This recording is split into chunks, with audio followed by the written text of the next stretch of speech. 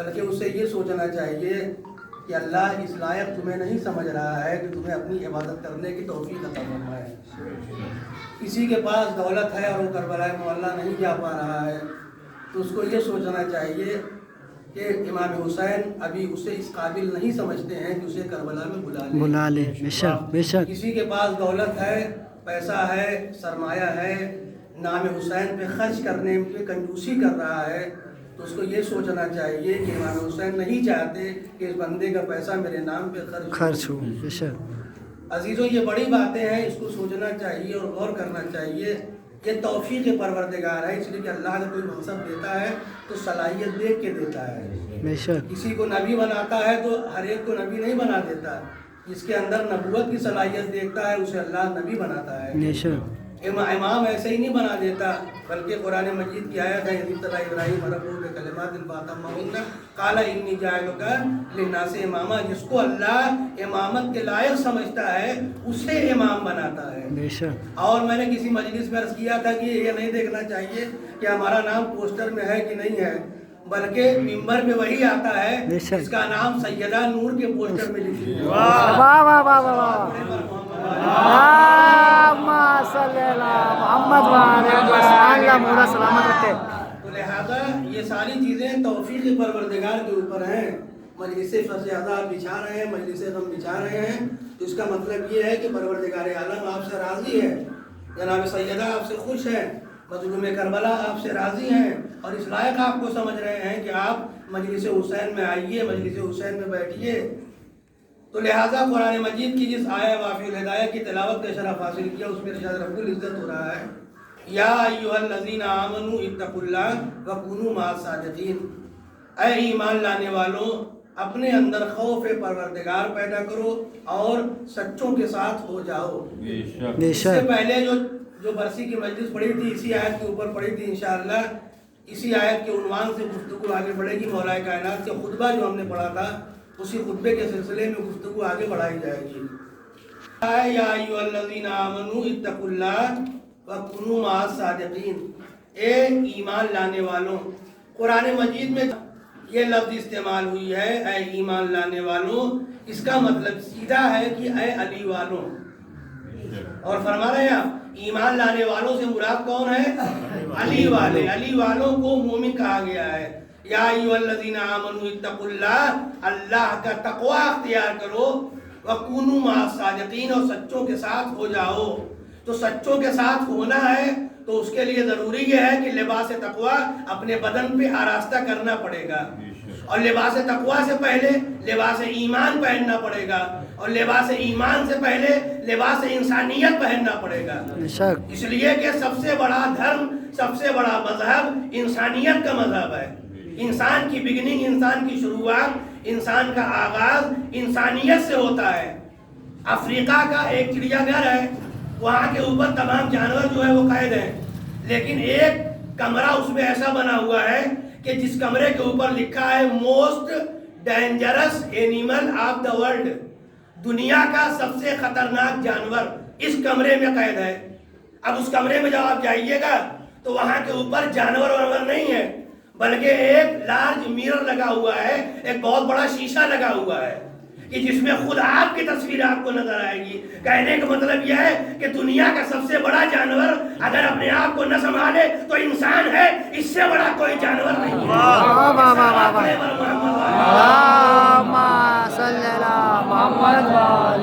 اگر اپنے آپ کو اپنے نفس پہ کنٹرول نہ کرے، اپنے آپ پر قابو نہ کرے تو دنیا کا سب سے بڑا جانور حضور والا کون ہے؟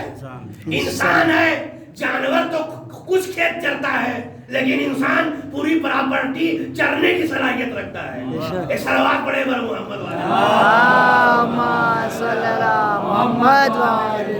جانور کھائے گا بیچارہ اپنی خوراک کے مطابق کھائے گا، لیکن اگر انسان کھانے پہ آ جائے تو بڑی بڑے اوقاف کھا جاتا ہے، مدرسے کے پیسے کھا جاتا ہے۔ ایک صلوات پڑھے بر محمد۔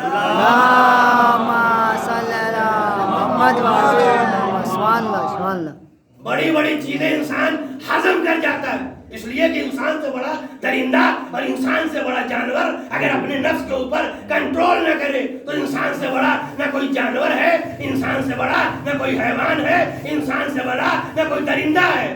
اس لیے کہ اگر دو جانور لڑ جاتے ہیں تو ان کے اندر تھوڑی دیر بعد اتحاد ہو جاتا ہے، آپ نے دیکھا ہوگا۔ دو جانور لڑے، ابھی لڑے تھے، تھوڑی دیر کے بعد ان کے اندر اتحاد پیدا ہو جاتا ہے، وہ دونوں ساتھ میں چلنے لگتے ہیں۔ خدا نہ کرے دو انسان لڑ جائیں، نسلیں ختم ہو جاتی ہیں، لیکن پیار اور محبت کی شمع ان کے یہاں روشن نہیں ہوتی ہے۔ تو بتائیے انسان بڑا جانور ہوا کہ نہیں ہوا؟ انسان سے بڑا درندہ کوئی نہیں ہے، انسان سے بڑا جانور کوئی نہیں ہے۔ تو سب سے پہلے مرحلے میں اپنے اندر انسان کو انسانیت پیدا کرنی ہے۔ جب انسانیت آ گئی تو اس کے بعد ارشاد ہوا ایمان پر مسلمان بنو۔ اب جب مسلمان بن گئے، مسلمان یہ نہیں مطلب کہ نام رکھ لیا جو ہے وہ نقی تقی جعفر عیسیٰ موسیٰ کاظم، نام رکھنے سے کوئی مسلمان نہیں ہوتا، بے شک، بلکہ کردار اور کیریکٹر سے انسان مسلمان بنتا ہے۔ اب جب مسلمان بن گئے ہو تب شریعت آواز دیتی ہے کہ مومن بنو، مومن بن گئے ہو تب شریعت کہتی ہے متقی بنو، اور جب متقی بن گئے ہو تب شریعت کہتی ہے اب اہل بیت کے ساتھ ہو جاؤ۔ ہر ایک اہل بیت کے ساتھ ہونے کی صلاحیت نہیں رکھتا، اہل بیت قبول ہی نہیں کریں گے۔ ایک انسان جس کا شک نہ ہے، تقیہ کلام ہے، ہر بات میں گالی بکتا ہے اور کہتا ہے ہم علی کے چاہنے والے ہیں، ہم علی کے ماننے والے ہیں، ہم علی سے محبت کرتے ہیں۔ علی کا چاہنے والا گالی بکتا ہے، علی کا چاہنے والا غیبت کرتا ہے، علی کا چاہنے والا مکاری کرتا ہے، علی کا چاہنے والا عیاری کرتا ہے، علی کا چاہنے والا سیسا کاری کرتا ہے، علی کا چاہنے والا لکڑی لگاتا ہے۔ علی کا چاہنے والا یہ نہیں کرتا، بلکہ علی کا چاہنے والا اگر آپ کو دیکھنا ہے تو آئیے علی کے چاہنے والے کی تصویر آپ کو دکھا رہا ہوں، جس کا نام ہی حمام پڑ گیا، خطبے میں نے عرض کیا تھا، حمام۔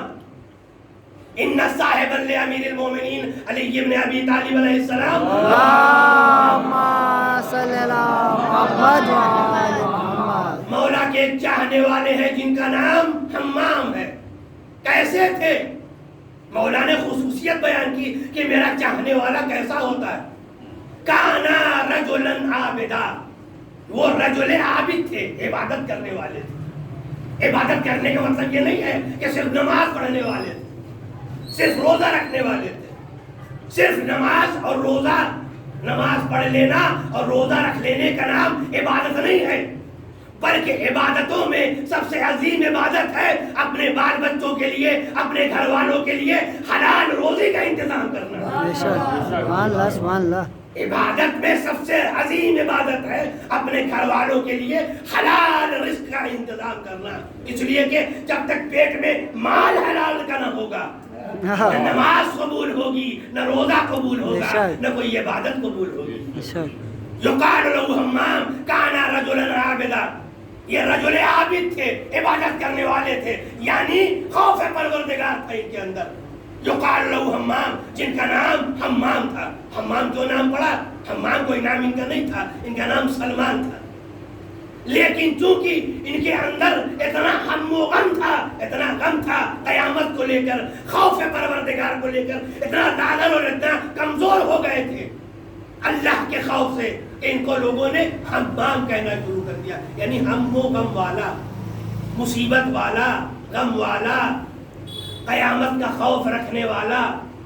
آئے مولا کے پاس، مولا بیٹھے ہوئے ہیں، کہتے ہیں مولا صف لی المتقین، مولا مجھ سے متقین کے صفت بیان کیجیے، حتی کانی انظر الیہ، ایسے بیان کیجیے کہ گویا ہم متقی کو دیکھ رہے ہو۔ آپ بیان کریے متقی ہماری نظروں کے سامنے آ کے کھڑا ہو جائے، یعنی ایسے بیان کیجیے گویا اس کا چہرہ ہماری نظروں کے سامنے ناچنے لگے، متقی کا چہرہ ہماری نظروں کے سامنے آ جائے۔ فتساقل علیہ السلام، مولا کائنات نے سہل انگاری سے کام لیا، ہلکے پن سے کام لیا کہ اس کو تھوڑا سا بتا دوں، اگر پورا بتا دوں گا تو یہ برداشت نہیں کر پائے گا، مر جائے گا۔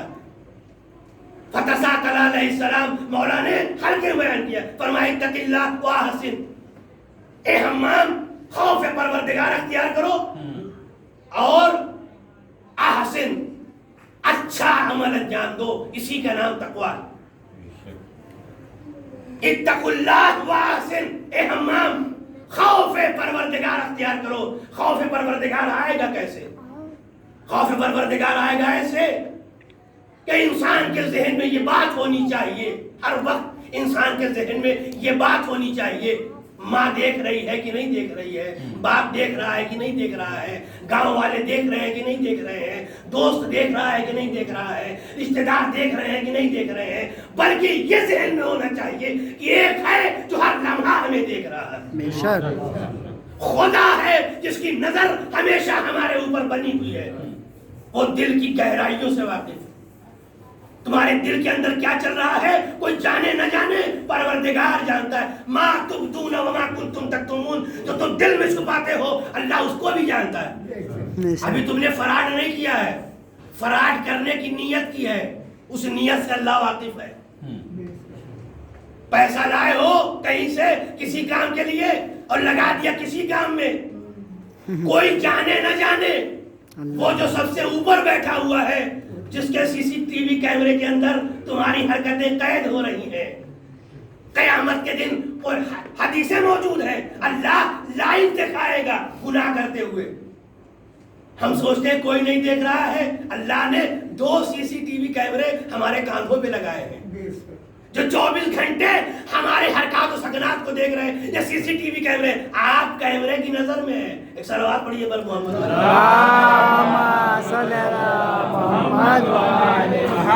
رہتا ہے نا، آپ ٹرافی وغیرہ جائیے لکھا رہتا ہے آپ کیمرے کی نظر میں ہیں. تو انسان ہوشیار ہو جاتا ہے، کوئی ایسا کام نہ کرے جس کے ذریعے سے ہم حکومت کی نظر میں آ جائیں. تو لہٰذا آپ ہر لمحہ کیمرے کی نظر میں وجعلتہم شہودا علی ما جوارحی. دعا کویل کے اندر ہے اللہ نے 2 گواہ ہمارے کاندھے کے اوپر بٹھا رکھے کہ جو انسان کی ہر حرکت و سکنات کو وہ 24 گھنٹے دیکھ رہے ہیں اور کیمرے میں قید کر رہے ہیں. جب قیامت کے دن کہو گے نا اے اللہ میاں ہم نے تو یہ نہیں کیا تھا، تو وہاں لائیو دکھایا جائے گا. یہ حدیث موجود ہے، لائیو کرتے ہوئے تمہیں دکھایا جائے گا. تو لہذا ایسا کام کرو کہ اللہ کے سامنے تمہیں شرمندہ نہ ہونا پڑے. 2 فرشتے بیٹھے ہوئے ہیں جو تمہاری حرکتوں سکنات کو دیکھ رہے ہیں. ایک داہنے کندھے میں بیٹھا ہے، ایک بائیں کندھے میں بیٹھا ہے. کرام کاتبین،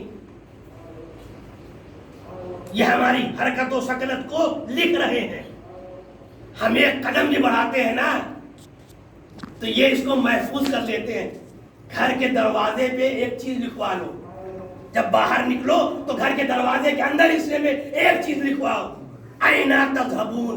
توجہ چاہ رہا ہوں، گھر کے دروازے پہ ایک چیز لکھوا لو، اینا تذہبون. قرآن کی آیت ہے، اینا تذہبون، کہاں جا رہے ہو، یہ قرآن پوچھ رہا ہے.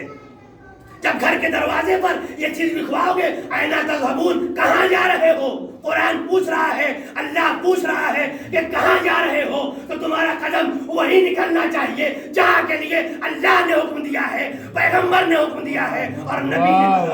سبحان اللہ سبحان اللہ. جہاں اللہ گویا دروازے کے اوپر جب لکھواؤ گے نا اینا تذہبون، کہاں جا رہے ہو، اگر جانا جائز ہے تو جاؤ، اگر جائز نہیں ہے تو اپنے قدم کو حرام کام کے لیے گھر سے باہر نہ نکالو. فرشتے دیکھ رہے ہیں. وَكُنْتَ أَنْتَ الرَّقِيبَ عَلَيَّ مِنْ وَرَائِهِمْ، اور فرشتوں کے ماورا اللہ ہماری حرکت و سکنات کو دیکھ رہا ہے. اور ایام اعزاء میں امام حسین ہماری حرکات و سکنات کو دیکھ رہے ہیں. کوئی عمل ہم سے نہیں ایسا ہو جانا چاہیے. ایام اعزاء نہیں، ایک صاحب کہنے لگے ایک صاحب سے کہ حضور آج سنیچر ہے، داڑھی بنوا سکتے ہیں؟ ان کا جواب سنیے کتنا اچھا تھا.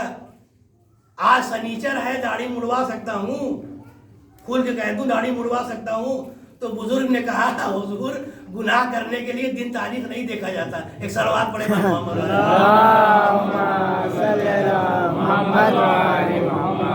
تو یہ نہیں کہ ایام اعزاء میں بچیں گے، رمضان میں بچیں گے، رمضان کے بعد نہیں بچیں گے. ہر وقت پروردگار عالم ہماری حرکت و سکنات کو دیکھ رہا ہے. بے شک.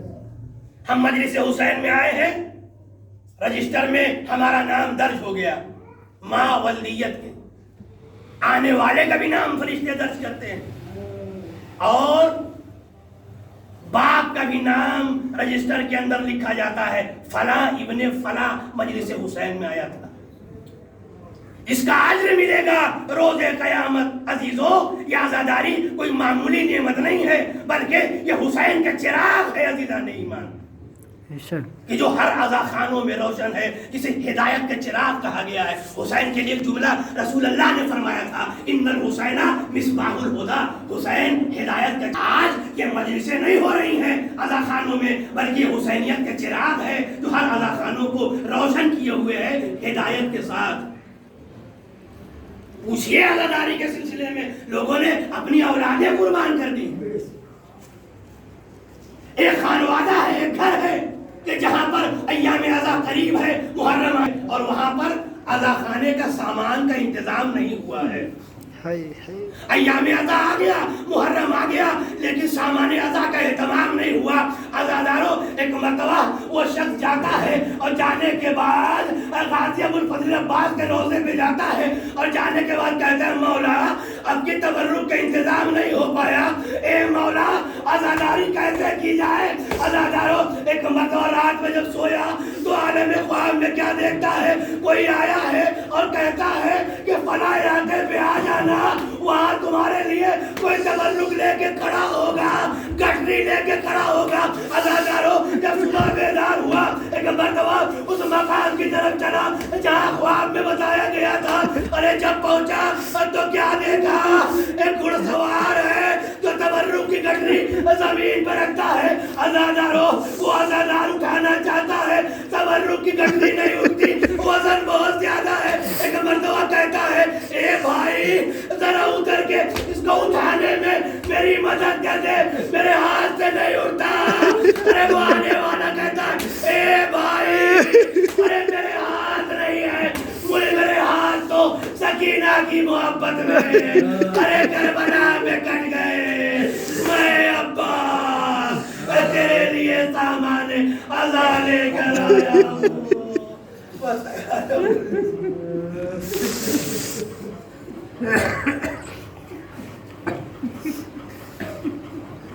اللهم بحق زارا وابيا وبعلى وليا المستودع يا الله يا الله يا الله.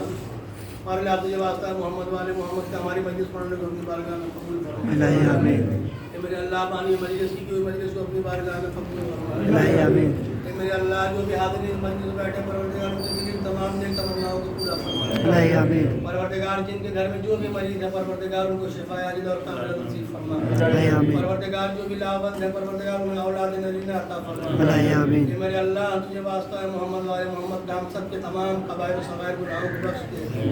اے میرے اللہ, ہمارے وقت کے امام زمانہ کو ہمارے اعمال سے راضی و خوشنود فرما. الہی آمین. اے میرے اللہ, پر جمعی ایمان اسلام کو کامیابی اور سربلندی عطا فرما. الہی آمین. اے میرے اللہ, عزاداری کے دشمن کو نیست و نابود فرما. الہی آمین. اے میرے اللہ, تجھے واسطہ ہے محمد والے محمد کا ہم سب کو سالندر مقامات مقدسات کی زیارت نصیب فرما. الہی آمین. اے میرے اللہ, والی سے زہرا منتقم خون شہدائے کربلا امام زمانہ جل اللہ تعالیٰ فرجہ الشریف سے ظہور میں تعلیم فرما. الہی آمین. سب کا شمار امام کے اعوان و انصار میں فرما. الہی آمین. ربنا تقبل منا انک انت السمیع العلیم.